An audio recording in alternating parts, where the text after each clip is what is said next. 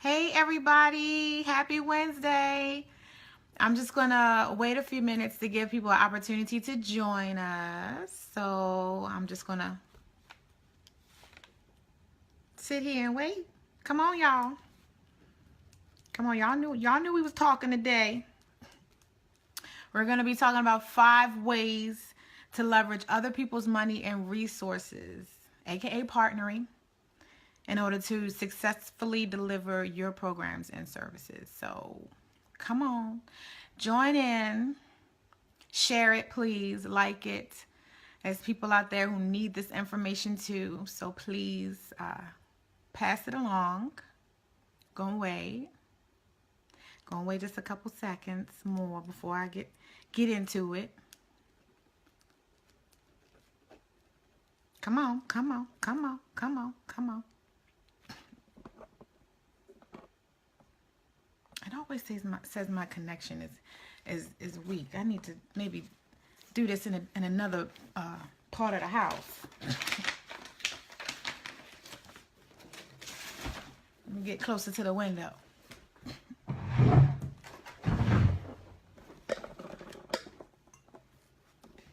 Never weak any other time. I don't know what's going on.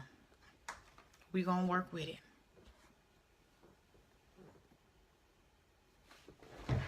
Hopefully that did something. All right, come on. All right, so I'm gonna go ahead and get started. Again, it's me, Shalita O'Neill, founder and CEO of Fostering Change Network, and I'm also the co-founder of a nonprofit Visionary Academy. And today, I always try to come and give you little pieces here and there of things and information that might be helpful to you, because I know a lot of you out there are thinking about starting a nonprofit. Maybe you've talked yourself out of it. Maybe other people have talked you out of it. But I really hope that you don't let that stop you from doing what's in your heart. So everything that I do, all the videos that I put up for you guys about different pieces of the nonprofit world is really to help break things down in a way that's manageable, so it's not as intimidating. Because with support and with help, with a community, with somebody helping to walk you through, it's not hard to start a nonprofit organization. Yes, there's work involved, but it's not hard. It's not the hard that we're thinking of. You got to give up your firstborn. You got to sacrifice, go into, you don't have to do all of that. And so my purpose is to help show you those ways so you can avoid a lot of the barriers that people who try to do this by themselves encounter. Okay? So one of the things for me starting a nonprofit, even starting other programs that I've learned that's extremely important, that sometimes I notice that people don't quite get, is that collaboration is everything. Everything. You have people that live in little bubbles that feel like, okay, well, here's my program, here's my organization, this is what I'm doing. I'm focused on me. I'm focused on this. I'm focused on what I'm going to be doing, right?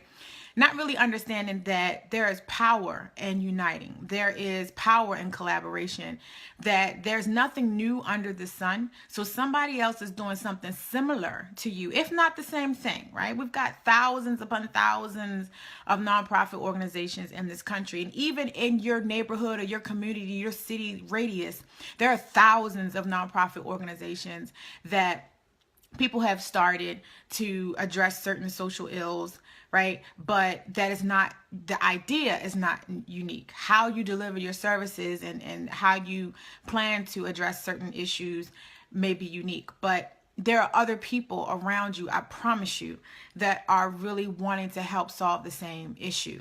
So the goal, should be to work together, to collaborate.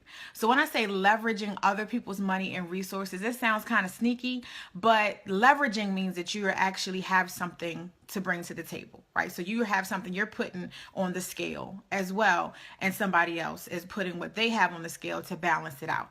That's what I mean. I don't mean, go to events to see how you can use people. That's not what I'm saying. How you can leverage other people's money and resources. There's a lot of different ways, because like I said, I believe in working together, collaboration. but I'm only going to talk about 5 today for time's sake. And as you're joining, if you have questions, please put them in the comment box, and I will do my best to answer them. Please share. Please like this. Again, this is something everybody can relate to. So really, this video, Facebook Live video, is really going to be about a win-win situation. How, as you're starting your nonprofit, your resources are probably limited, financial and otherwise, but how can you still get done what you need to get done with your organization without letting that hinder you, right? So one of the ways that it could be really helpful is leveraging through partnering around grants, or whether that's federal. So some nonprofit organizations or nonprofit visionaries will say, okay, well, I just started my nonprofit. I'm under 3 years old. I'm just getting started, but I want to go after a federal grant. And what I typically say, what you probably already heard me say, is don't even think about going after a federal grant if you're not at least 3 years old, because there's financials they want to see, there's infrastructure they want to see. It's so competitive, it's ridiculous.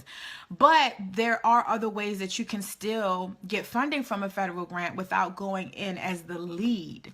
So again, hopefully what you've done through the Dream Your Nonprofit in a Weekend online course that I have, okay, that's free. Hopefully you've looked at that and you've identified what are some of the other organizations in your area close to you that are doing similar work that you can reach out to look into partnership around. Because again, you're not the only person that's thinking of approaching an issue the way that you are, or has a soft spot for a cause. So hopefully you've already done that. You already know who's out there, who's doing what. You've connected.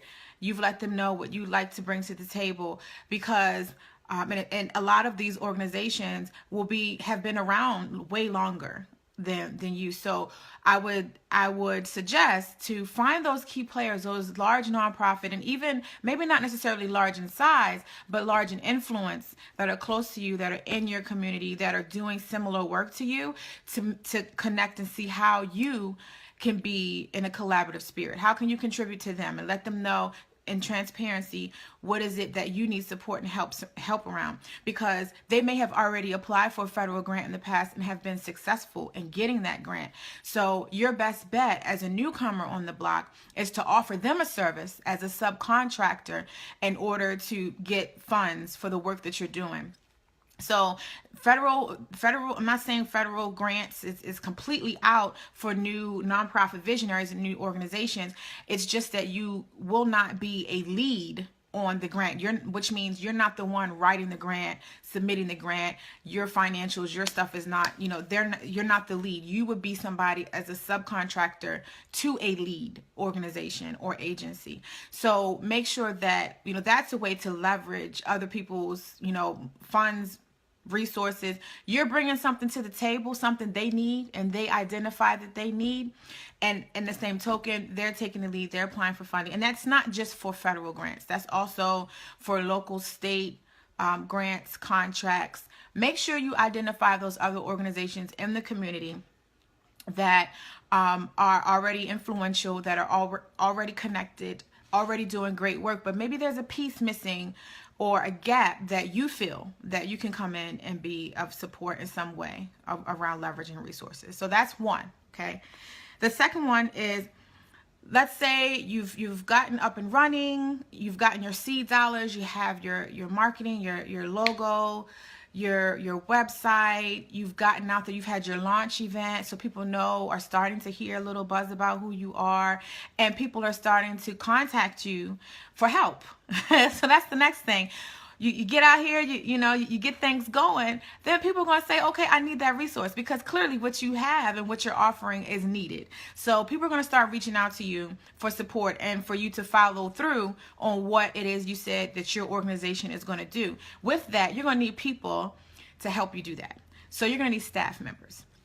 So there's a couple of different ways that you can leverage staff with other organizations where you're not completely coming out of your pocket or coming out of your pocket at all, because people cringe sometimes when you hear staff. Oh, okay. That's a commitment. I have to find the money to pay somebody a full-time salary, benefits. How am I going to do that? A whole bunch of insurances and things comes into play. How am I going to do that? So don't get intimidated. Again, as you're going through your research and you're connecting with other organizations in the community that are already doing some similar work, you can also identify, okay, well, I need an admin person, or I need a program person to do certain training. So let's say you identify an organization who needs the same thing, and maybe they got a small grant to get to get a staff person, and you're working with a similar population or the same population. Maybe you're providing a slightly different service that they don't have the resources to provide, but you're working to provide services to the same people, which happens a lot. There might be somebody that may have substance abuse resources, or that's what their organization does for foster care. Again, that's my area. So for foster youth or for foster care, you might provide housing for foster youth and foster care. So they need what you have, you need what they have as far as services are concerned. So maybe one of you have gotten a small grant, something that's not enough for you to pay a full-time person, but you need a full-time person. You come together and say, okay, well, I have a staff person that has been doing this. You know, I'll offer them to you if you can work with my clients around housing as well. Right? So again, it's a win-win opportunity and everything. So it includes when you're talking about staff and leveraging staff, and even it may be overall for your overall programs, you know, for the organization. Maybe it's an admin person, or it could just be project specific. So make sure that you are, again, connecting with those organizations that are already present in the community to see how is there a win-win. I have a staff person, or I don't have a staff person. You have one. We're working with the same population. I'm bringing something different to the table. Can we share that staff position? Or with volunteers. Again, you know, maybe there's an organization, they might want to, instead of you having to pay a portion, like a small portion towards staff, and they pay a small portion, maybe they might just go ahead and say, hey, we'll fund the staff position completely, and that way you don't have to pay for that initially out of your pocket when you're first starting up. Just, you know, there's a win-win. So keep those things in mind when you're thinking about hiring staff or getting people now on board to actually deliver the programming. You don't have to come out of your pocket for that. Okay, so that's something else too. The next thing I will say, the third thing, is sharing office space. So I remember when I first got started, and I started off small. I started off in my apartment, and, you know, doing limited things for youth in foster care. So I was just researching, you know, resources for them, and would give them to their foster parents and have the foster parents tell them what's out there for them. I would start off doing that. I got to a point where people were calling me, young people were calling, they needed support, and I needed a space where I could sit down with them and anybody else working with them. And I didn't have any funds or any money for that.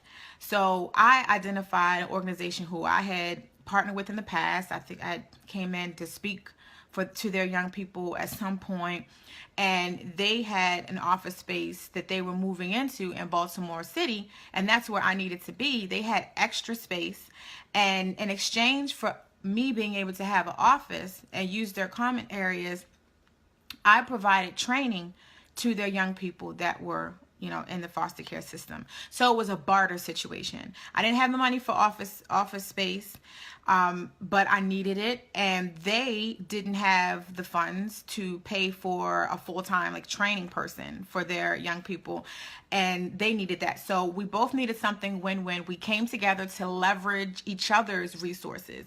So they leveraged me, I leveraged them. So that's another way too, as it pertains to programming. If there's something that you don't have the money to offer, but you know you need it, but you have something that you can come to the table to offer, you can definitely, that's a win-win situation. You can leverage that. So again, it requires that you reach out to see who else in the community is doing similar work, who is influential, who has been doing similar or doing the work, you know, putting the hard work in, and going to them to see if there's a win-win. Collaboration is very, very important. Being in a bubble is not going to help you to be successful, and you're going to fizzle. You can't last that long being in a bubble and not wanting to play with others. So again, find out who's out there that that you need. Okay. The fourth thing I would say is fiscal sponsorship. So that's coming up a lot lately. There are people who maybe don't have their, and I've mentioned it in previous videos, there are people who don't have their 501c3 status yet, but they're out here doing things, putting the word out there about their program and what they would like to do with their organization. There are people that want to give maybe large sums of money to what they're doing, and they can't really give them a tax benefit for doing that. So there are organizations who are specifically, that's what they do. They call themselves fiscal sponsors or fiscal agents, and they allow other individuals and even for-profit. So if you're set up as a for-profit, but you have a program that's given back to the community, then there are nonprofit organizations out there that will allow you to use their 501c3 status. Now, some of them will require a small administrative fee for handling your business, for taking care of certain things. And sometimes it's, it's as small as 5%, it could be 10% of whatever grants or funding that you get in, they take as an admin percentage, and then some may not. So it depends. If it's an organization and that's what they do and they have no ties to you, then there may be a small fee involved with, of course, the work that they have to do to keep your books and such. But if you reach out to somebody who who runs a nonprofit organization and their board is okay with temporarily being your fiscal sponsor until you get your 501c3 status, they can also serve as your fiscal sponsor. So that's a way of leveraging other people's resources. They have 501c3 status, you need it, you don't have it. And it could be in a situation where you're offering a, ideally it would be a situation where you're offering a service that that larger organization may need, or maybe they may not need it, but that's their interest area. They're looking for causes or people who are doing certain things within certain causes, and you fit into it. So you help them to build their brand as a fiscal sponsor that is helping this issue. And in turn, they're helping you with a part of your infrastructure so that you can do the work that you're wanting to do and not have to focus on, can I get somebody the tax deduction? How am I keeping my books? What programming am I going to need? They take care of all that for your accounting, your bookkeeping, the financial piece, which is one of the most important and large things that you're going to have to, be aware of, be knowledgeable about as it pertains to your nonprofit organization. So that's another way. So the last way that I will share, the fifth way, is organizing to come together around a common cause for funders, right?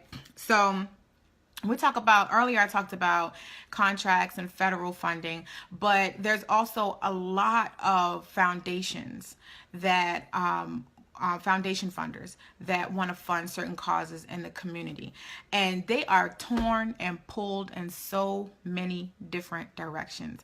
Again, there's no new idea out there. How you implement it, yes, but ideas and services, the issues that people in our communities face are issues that people in communities across the country and even across the world face. So there's no new issue. There's no new issue. How you work to address it is important. And foundation funders, they're, again, stretched in so many different directions that they're looking for collaborations. So if you can make it easier on them and identify other people in the community that are doing similar work but are taking different pieces of it. You may have homelessness, somebody else may have substance abuse, somebody else may have mental health piece, somebody else may have this education piece. You all are working for the same population, but you're offering different pieces. Why not come together to and then approach foundation funders who are interested in that population? Maybe, let's say you're working with again, young people 18 to 25, and that's their thing. These people want to give money, and they're pulled in so many directions, giving money here, giving money there, that they can only give like $2,000 or $5,000 here. How about you guys come together, come up with a plan on who's going to deliver what piece, how you're going to approach and bring it to these foundations so that it's easier for them to say, okay, I'm going to fund all of you through this initiative or through this sort of coalition that you've built so that you can get your work done, so that I'm not pulled in so many different directions. So that's another thing. If I can't stress anything else enough from this video, is there's a win-win in everything. If you got into nonprofit to be competitive in a way that you are by yourself and you don't work with anyone, you should reconsider and do a for-profit. Nonprofit, no filter. There it is. Don't do nonprofit if you are trying to compete with others to take resources to do something that's already being done. Nonprofit it should be, right, about collaboration. It should be about, I have an idea. I want to give back to my community.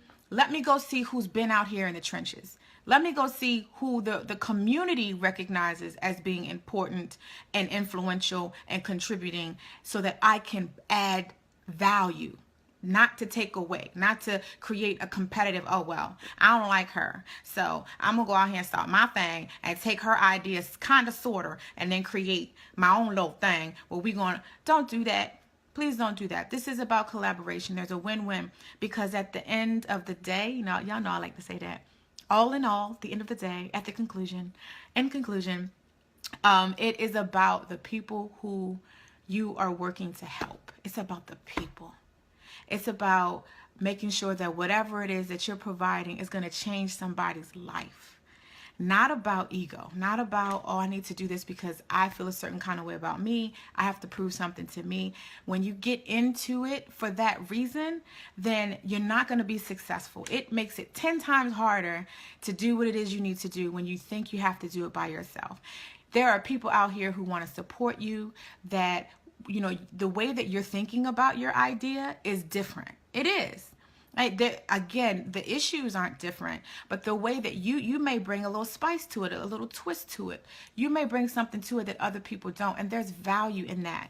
And there's also value in how other people are bringing their ideas to the table. So the quicker that we can understand that collaboration and leveraging each other's resources is the way to go, the quicker we can really take our communities back in a way that these nonprofits, the influential nonprofits or the big nonprofits or that are in the community, are the ones from the people in the community. Not, there's not all nonprofits, but I'm not bashing nonprofits that are really big and that that are run by people who don't know anything about the issues.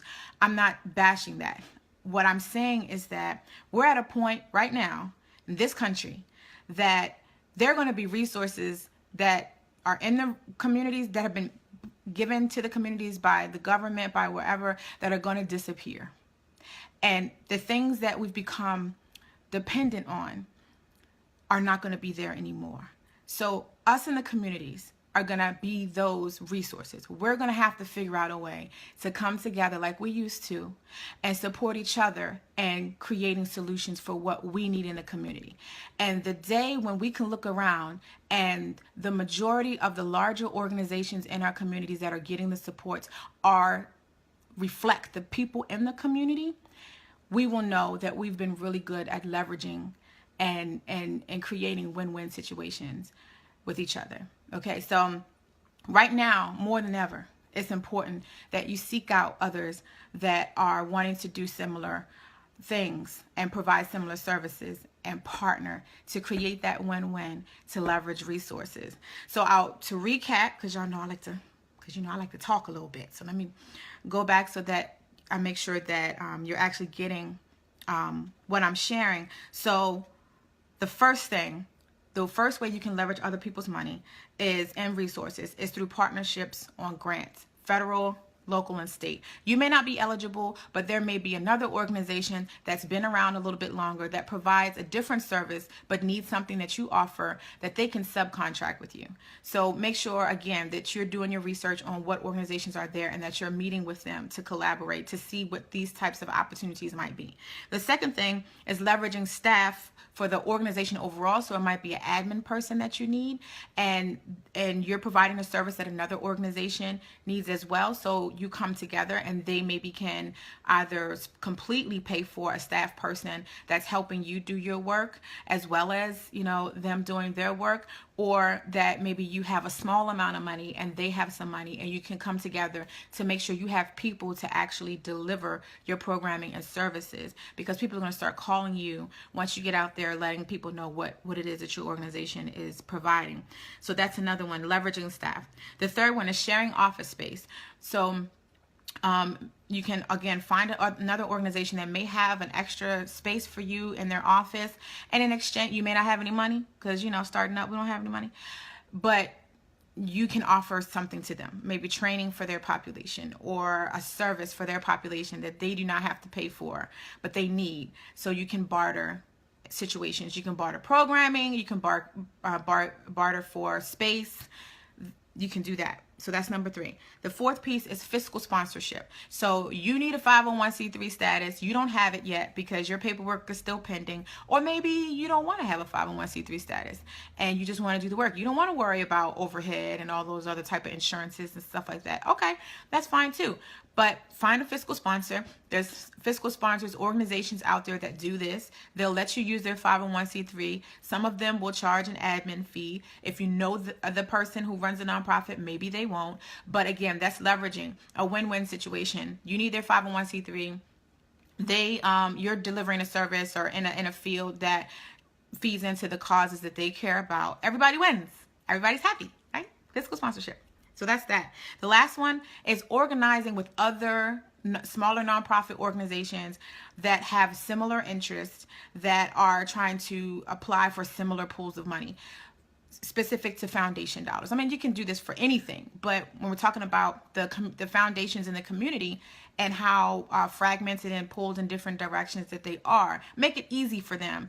Come up with or partner with other organizations, determine what piece of the pie you're going to address, you're going to put together, and then come together and present that to foundations and funders to see, well, maybe they might just fund the whole collaboration. You come with one budget, everybody's put in what it costs for them to do the work, you present it together and make it easier for foundations to fund you and to support you, because that way it's a win-win for them, because they don't have to go out here trying to hunt and find all the different organizations that they care about and in the issue area that they fund, and then you are getting funding and you're not worried about, okay, well, that one over there got the money, we do basically the same thing, I've been around for this long. Partner. So in closing, that is what I will say is, again, there's a win-win situation, and in everything you can leverage other people's money, other people's resources, but again, that's called partnering. Okay. That's, we say like, ooh, that sounds kind of bad. It's called partnering. Partner around, and not everybody you need to partner with. Don't get me wrong. I'm not saying everybody's going to welcome you with open arms and say, let's do this partnership thing together. There are people out there, the people who that are present in a way that I'm telling you not to present in. Don't be, oh, this is my little piece of the pie. I don't know you. You ain't, that sort of thing. You don't want to work with everybody, but I'm talking about lead first with collaboration. Let that be your intention. And not everybody's going to agree with it. Not everybody's going to want to partner, and that's fine. But make sure that you find those people who are interested in partnering, who do have a good reputation in the community, and who do actually follow through on the programs and services that they say that they provide. You want to be in good company with your win-win, but you still want to have a win-win. Okay, so I hope that was helpful. Again, for more videos, for more information on how can I help you one-on-one, I do one-on-one coaching for nonprofit visionaries.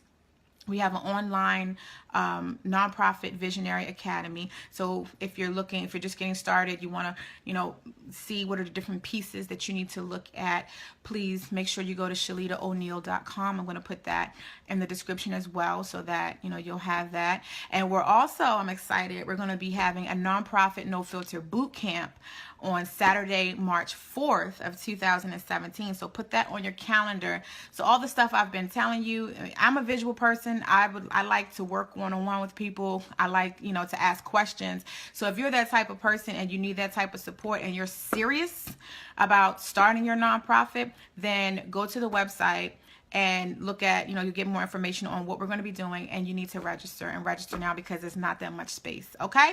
All right, y'all. Happy hump day. I will see you on Friday. Bye.